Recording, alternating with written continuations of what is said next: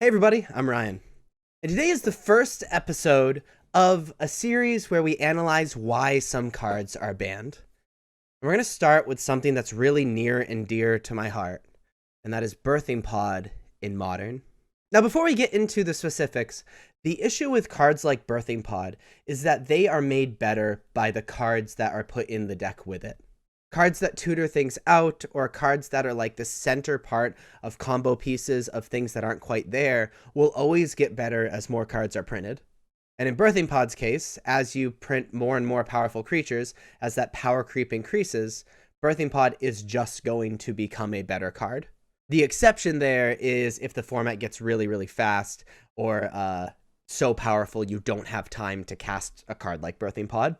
With that out of the way, this is a list that was sort of a classic Birthing Pod list, also known as Melira Pod. It was essentially a toolbox, rampy, mid-range deck that had two major infinite combos. Had Melira, Viscera, and either Murderous Redcap or Kitchen Sphinx, where you use Viscera to sacrifice Murderous Redcap or Kitchen Sphinx, and then it would come back without a -1/-1 counter because of Melira, and you could do that infinitely either for infinite life or infinite damage. And then it also had Spike Feeder and Archangel of Thune, where you'd take a counter off of Spike Feeder to gain 2 life. Archangel of Thune says put +1/+1 counters on all creatures you control, and then which meant you have the counter back on Spike Feeder, minus it to gain 2 life, counter on creatures you control, etc., forever, which is infinite life and infinite +1/+1 counters on your creatures. So this was a very good deck in Modern at the time, because in addition to those combos, it had a fine mid-range plan, and the toolbox you could use Birthing Pod for was awesome. Now, the reason I said that Birthing Pod is near and dear to my heart is because I have, at this moment, qualified for the Pro Tour once in my life, and that was by winning a PTQ in Boston with Birthing Pod. This was my list, and it was awesome. I loved it. Notice I decided not to run the Melira combo. I ran Thoughtseizes instead. I called this Angel Pod. I felt like I wanted to start moving towards just being a solid mid-range list with, I guess, an infinite combo with Spike Feared and Archangel of Thune, but just use Birthing Pod for value and for that like toolbox feel. And these Thoughtseizes really served me well in this tournament and shored up some bad matches for the deck, including Tron and Scapeshift, and made 50-50 matchups a lot easier, like Splinter Twin, which I'm sure will be a product of a future video. And this idea of Birthing Pod moving towards a mid-range deck was sort of its beginning of the end. First, with people running Thoughtseizes in the main deck over the Melira combo, again, taking out the bad cards by themselves in Melira and Viscera.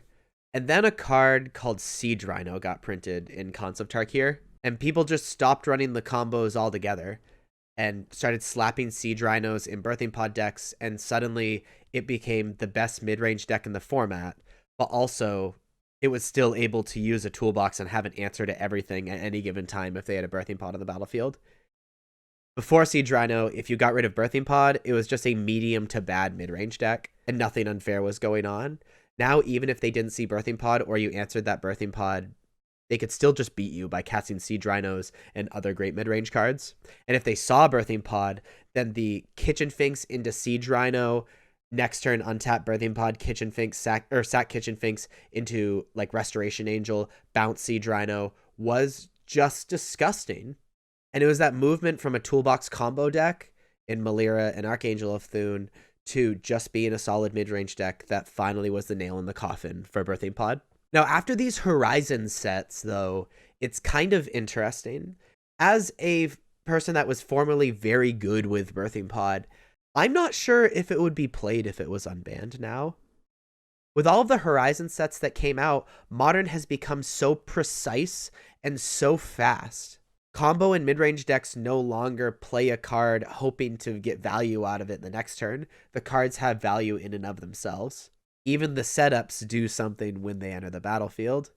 Or the setups are free, like Dwarven Mine out of Creativity.